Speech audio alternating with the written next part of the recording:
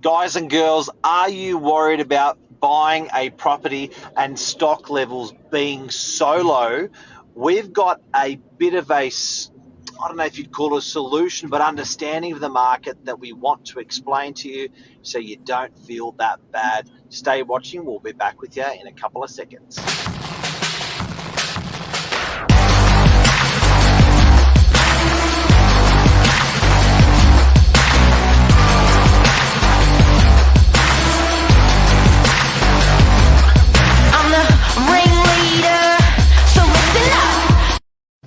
Good morning, everyone. Welcome to Morning Minutes, episode 373. Almost getting to the big 400.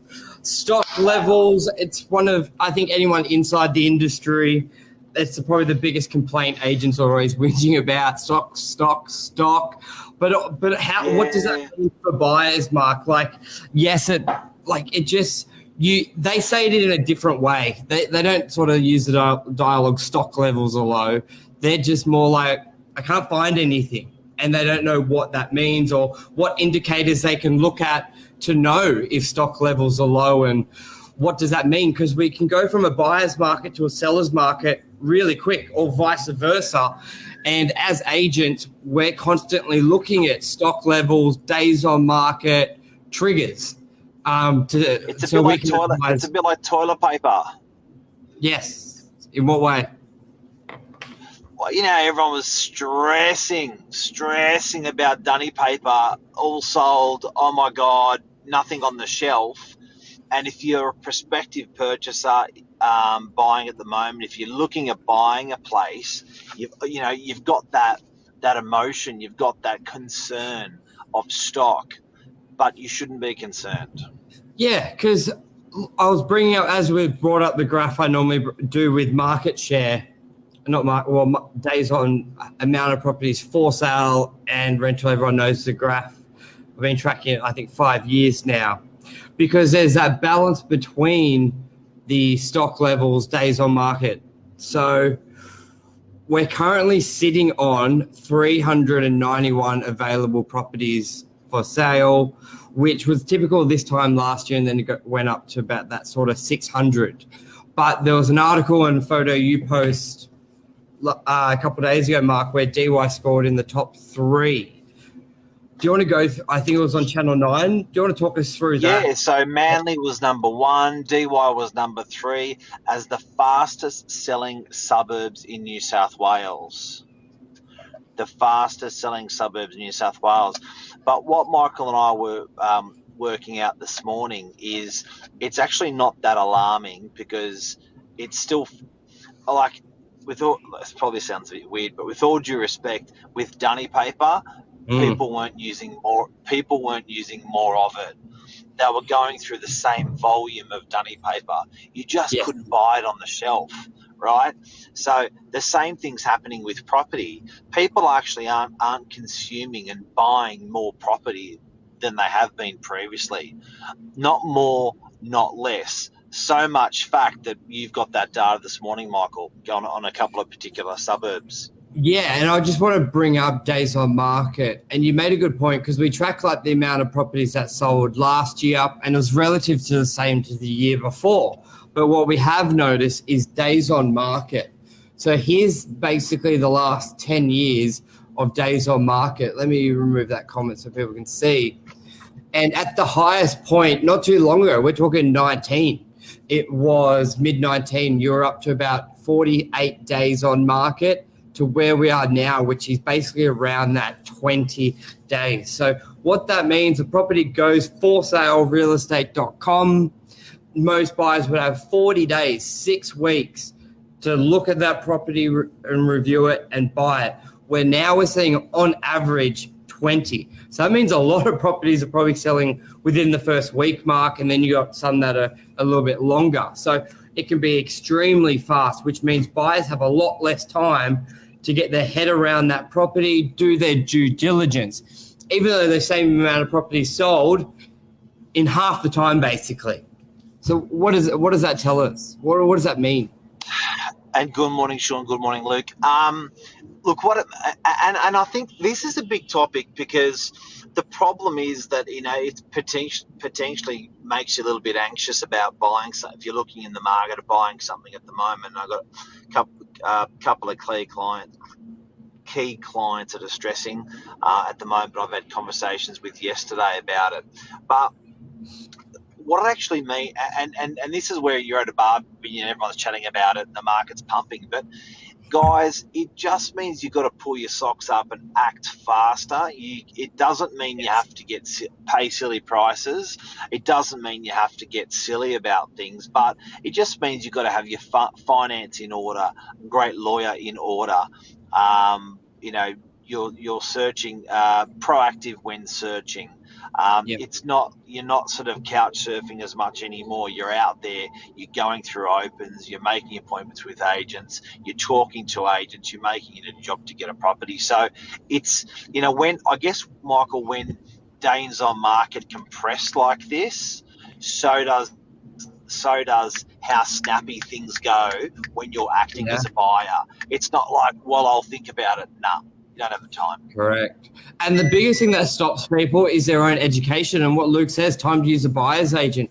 And 100% in times like this, where when you think about why don't people buy when they've got a good lawyer on standby, they've got their finance ready to go. The main thing is that emotion or that uncertainty. You got the two things. Do I like it? And then if you get past that stage, you like it, why aren't you buying it? You're afraid of potentially getting ripped off. You don't know if it's good value. You try and play the game maybe with a few low offers. You take your time, go see some other properties. Now, when days on market compress to what they are now, from 40 days to 10 days, 5 days, and on average just under 20 days, you don't necessarily have that time. So you've got to really educate yourself. So when you see what you like, you know it's good or bad in pricing, or you outsource it. You outsource it to a buyer's agent who has got that experience for you, can basically, you change screens, I think, Mark, let me remove him. You get that buyer's agent there so they can do all the education for you. They can fast track that sort of approval of price and recommendation of the property, and then you can pursue that purchase. Because when days on market compress, people get very annoyed, not necessarily by the price of the property, by getting their lawyer to check the contract and missing out, doing a strata report, paying for it, then missing out on the property. Those things really build up the frustration on buyers, and they're going to come out when days on market get so low. Mark, I was just saying you could use the buyer's agent to help with that education process to speed up your confidence to buy. That's right. That can you can do it. Lisa, Luke, can you tell me if Mark's audio? Sorry, Mark, your audio cuts out, but I don't know if it's just me or if it's everybody. So, Lisa, Luke, if Mark talks, can you let me know if it cuts out for you guys as well? Go, Mark. Now, market fitness,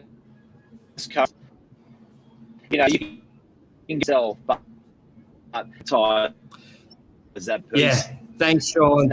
Mark, your audio is no good. It's cutting out for everyone. Out. You're out. Mark's out of the conversation. Just me. How good.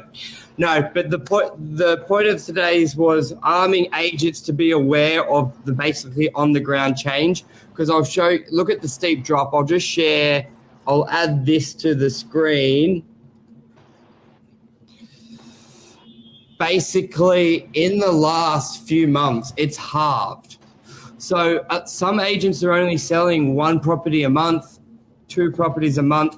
So they may not be seeing the trend very quickly, days on market. Fortunately, as an agency, we're selling 10, 15 properties a month. So we can see it very quickly, the compression. And Mark and I were saying this data from RP data is 6 weeks old. We've almost seen days on market drop 20% in 6 weeks. So what's it going to be the next 6 weeks that you need to be prepared for?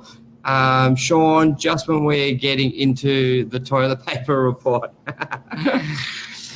but yeah, that's sort of what we're saying. Let your owners know, be proactive. Days on market is a big contributing factor. RP data give great reports. If you don't have access to RP data and you're watching this and you want this information, send us a link. I'll get the report too. Also, one thing I've noticed, days on market is shrinking, but so is the vendor discount. Now I'll share this. This is Chrome houses. So what we can tell, the trend of days on market going lower, shorter amount of time, the discount owners give from the price on the property. Now, this price on the property, it grabs it from not always the price is displayed, but when you go to when you go to realestate.com, the agent enters a guide price, which if we've got a property for 1.8 million, we're probably guiding 1.7. So this actually gives the price what it sells. So sometimes it's wrong, but it's consistently wrong because most agents put a lower guide price in. And as you can see now, there's basically no variance from it when there was discounting up to 5% when days on market were at its highest.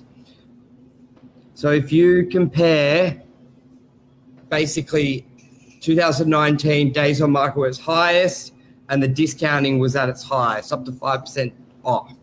Now days on market at its lowest, the discounting is basically zero. So this is what buyers and also agents need to let their clients know the impacts. Same amount of property selling, but in a different way. I think that's a wrap. Yeah. Anything else to try and add on to that, Mark? No, it's your audio is no good. fantastic. All right. Thank you, guys. Thanks, Michelle, Sean, to have you on. Luke, Lisa. We'll be back tomorrow morning. Thanks, legends. And Monday night, 8 o'clock. See ya.